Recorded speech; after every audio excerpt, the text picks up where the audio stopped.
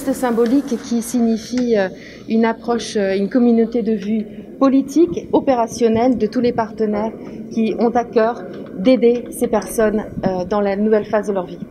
Depuis le début de la pandémie, à combien s'élève la contribution de l'Union européenne justement dans le cadre de la lutte contre cette pandémie ici au Sénégal? Alors l'Union européenne est très fière d'avoir été parmi les premiers à annoncer son soutien plein et entier, sa solidarité au plan de riposte du Sénégal, avec une contribution de l'ordre de 100 milliards de francs CFA sur les 1000 milliards que compte le fonds de riposte post-Covid. C'est un appui qui vient principalement de l'ordre de 86 milliards de francs CFA en aide budgétaire directe au gouvernement, en appui de ce fonds Force Covid-19. Et nous travaillons avec le gouvernement pour que le plan de résilience économique et sociale atteigne ses objectifs et toutes ses cibles et tous ses bénéficiaires. Mais notre réponse inclut aussi un certain nombre d'actions additionnelles, comme dans le cadre de ce projet, qui nous permettent de faire des réponses très spécifiques à des cibles très spécifiques comme c'est le cas ici, dans le cadre d'une action d'accompagnement des migrants de retour, pouvoir faciliter ce retour dans un contexte sanitaire un petit peu particulier. Un pays après pandémie difficile, comment les États doivent se comporter justement face à l'après-pandémie? Les États africains, vous voulez dire? Là où vous intervenez justement en Afrique. Alors, nous intervenons bien sûr dans toute l'Afrique et alors je voudrais souligner que l'Union européenne n'a pas eu à aucun moment une approche, on va dire, catastrophiste ou défaitiste par rapport à la manière dont ce continent si fort et résilient traverserait la crise.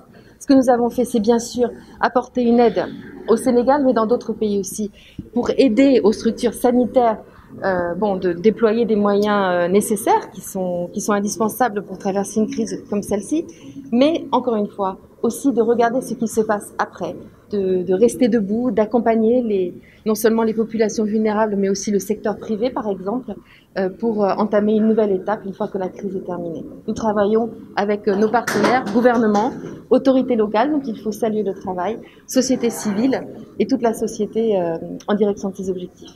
Pagaille, directeur général d'appui aux Sénégalais de l'extérieur.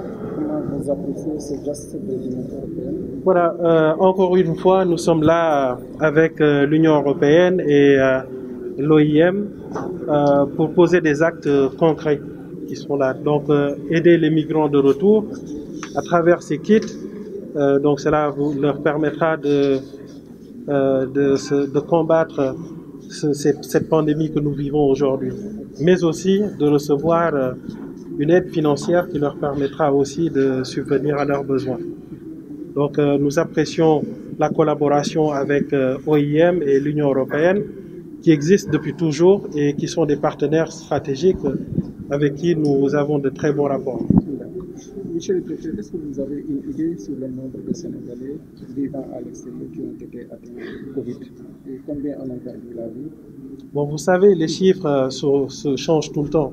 Et il y a pas mal de Sénégalais aujourd'hui qui l'ont et qui cachent qu'ils ont cette maladie, raison pour laquelle aujourd'hui on ne peut pas s'aventurer en donnant des chiffres. Donc pour les décès aussi, c'est pareil. Hein. On a des cas de décès de Covid à travers la diaspora.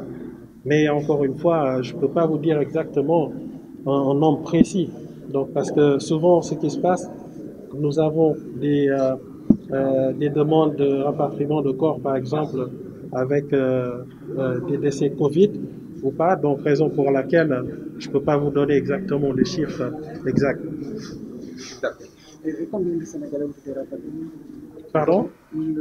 Combien de Sénégalais ont été rapatriés? Donc, pour l'instant, nous sommes en train de travailler sur les rapatriements. Donc, nous avons des vols de rapatriement un peu partout des États-Unis, des vols de rapatriement aussi qui se préparent dans l'Afrique, notamment le Gabon, la Côte d'Ivoire et bientôt aussi la Mauritanie, le Maroc. Donc nous avons pas mal de Sénégalais que nous sommes en train de rapatrier pour qu'ils puissent revenir dans leur pays. Et il faut noter aussi que c'est une situation extrêmement difficile pour eux. Nous sommes vraiment touchés par les Sénégalais qui sont bloqués dans la diaspora. Certains étaient partis en voyage pour se soigner, d'autres pour un voyage d'affaires et ils n'ont pas pu revenir. Mais sachez que l'État du Sénégal est en train de faire le maximum aujourd'hui pour qu'ils puissent retourner dans leur pays. Et c'est une procédure que nous avons bien démarrée et d'ici bientôt, on espère ne plus avoir de Sénégalais bloqués à l'extérieur.